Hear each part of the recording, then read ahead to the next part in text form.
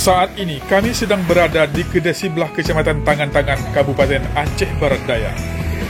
Berhenti sebentar di sini untuk selanjutnya menuju ke salah satu desa di Kecamatan Darul Makmur, Kabupaten Nagan Raya, Aceh.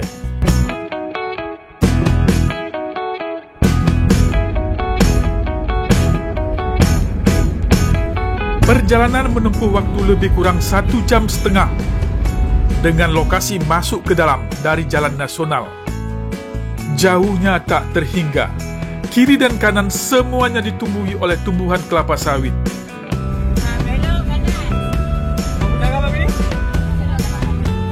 Bisa masuk, belum tentu bisa keluar, karena daerah di sini sangat luas sekali.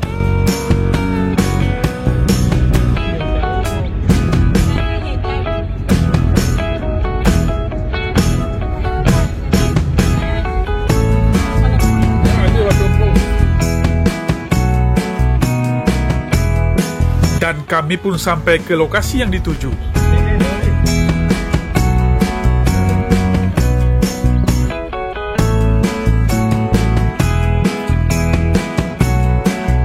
Lagi-lagi, di sini kami temukan masyarakatnya bisa berbahasa Aceh dan juga bisa berbahasa Padang. Kami pun mencoba berkomunikasi dengan yang punya rumah ini. Bahasa Aceh campur Padang.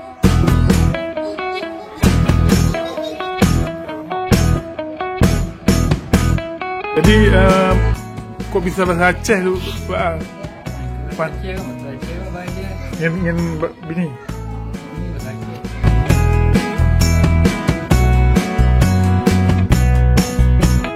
Agaknya, antara Aceh dengan Padang, ikatan sosial budayanya sangat dekat sekali.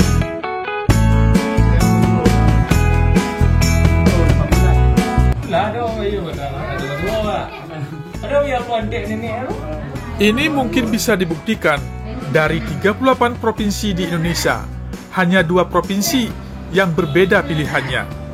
2 provinsi tersebut adalah Provinsi Aceh dan Provinsi Sumatera Barat. Tanpa disengaja, kedua provinsi ini memiliki kesamaan dalam menentukan pilihannya.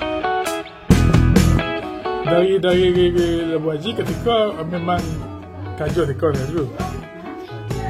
Kajul rekor.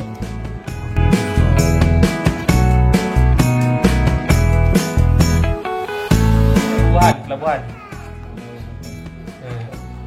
Kan itu kan tembuh Labuannya.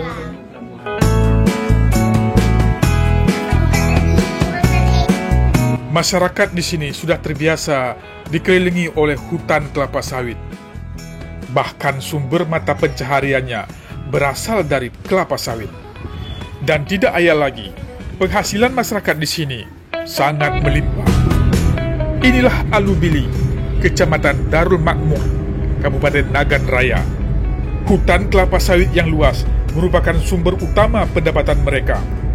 Alubili, izinkan sebentar sejenak kami meninggalkanmu.